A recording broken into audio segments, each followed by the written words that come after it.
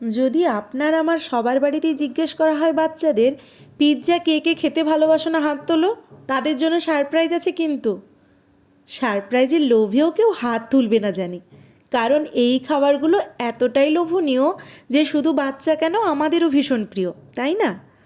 তবে এগুলো যদি মাঝে মধ্যে বাড়িতেই বানিয়ে বাচ্চাদের দেওয়া যায় তাহলে আশা করি দোকানের ফাস্টফুডের প্রতি আগ্রহ কিছুটা নিয়ন্ত্রণ করা যায়। আর একদম ছোট থেকেই বাড়ির বাচ্চাদের এটা শেখানো উচিত এই ধরনের খাবার মাসে একবার বা দুবার খেতে হয়, মানে অকেশনালি। এগুলো দৈনিক খাদ্য তালিকায় ইনক্লুড নয়। আমি যেমন এভাবেই আমার ছেলেকে শেখাই। তাই অকেশনালি যখন একবার বলি আজ দেখো পিৎজা বানিয়েছি বা পিৎজা বানাবো, তখন সে অনেক বেশি এক্সাইটেড থাকে। যাই হোক, এখন যেটা বানিয়ে দেখাচ্ছি সেটা ঠিক পিৎজা নয়, তবে এটা এক ধরনের এক্সপেরিমেন্টস করছিলাম আমি আর আমার হাজব্যান্ড। দেখো কী কী নিয়েছি। ক্যাপসিকাম, পেঁয়াজ ছোটো ছোটো করে কেটে নিয়েছি, একটু চিকেন কাবাব করে তাকে কুচি কুচি করে কেটেছি, আর নিয়েছি চিজ আর মেয়োনিজ। স্পাইসেস হিসেবে চিলি ফ্লেক্স আর অরিগ্যানো নিয়েছি, আর সাথে অ্যাভোকাডো, যেটাকে ওই বাটার ফ্রুট বলে। প্রথমে পাউরুটিগুলোকে একটা বেলন দিয়ে হালকা প্রেস করে নিয়েছি, মানে যেটা রুটি বেলা হয় বেলন, ওইটা দিয়েই। তারপর কোনাকুনি মেয়োনিজ দিয়ে তাতে একে একে পেঁয়াজ, ক্যাপসিকাম, অ্যাভোকাডো দিয়ে ওপর থেকে চিকেনগুলো দিয়ে তারপর একটু বেশি করে মোজারেলা চিজ দিয়েছি। সব স্টাফিং দেওয়া হয়ে গেলে ব্রেডের দুদিকের কর্নারটা মুড়ে নিতে হবে, যাতে আটকে থাকে সেজন্য একটা টুথপিক দিয়ে আটকে দিয়েছি মাঝামাঝি। এবার আমুলের গার্লিক আর হার্বস বাটারটা দিয়ে ব্রেডের বাইরের পোর্শনে একটু ব্রাশ করে নিয়েছি। প্রিপারেশন তো শেষ, এবার প্রসেসিংয়ের পালা। এয়ার ফ্রায়ারটা 180 ডিগ্রিতে আমি 2 মিনিট প্রিহিট করে নিয়েছি।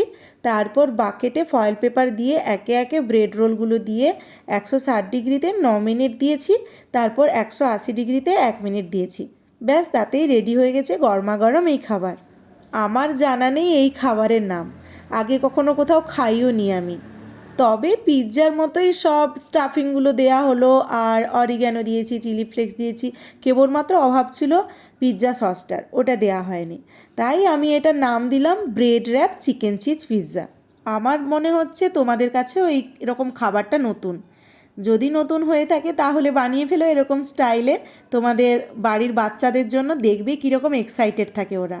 আমার ছেলে তো ভীষণ খুশি হয়েছে এরকম একটা খাবার পেয়ে, আর খুব হ্যাপি হয়ে ভীষণ আনন্দ করেও খাবারটা খেয়েছে।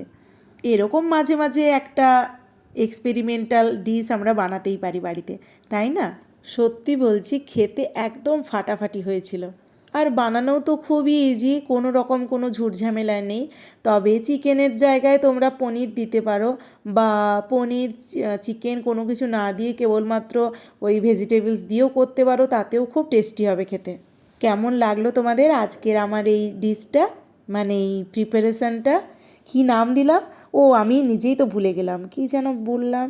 ও হ্যাঁ, bread wrap chicken cheese pizza. কেমন লাগলো তোমাদের bread wrap chicken cheese pizza আমাকে জানিও কমেন্ট করে। আর তোমরা যারা যারা বাড়িতে ট্রাই করছো অবশ্যই আমাকে ছবি পাঠাতে ভুলো না কিন্তু ইনবক্সে। সবাই খুব ভালো থেকো, টাটা।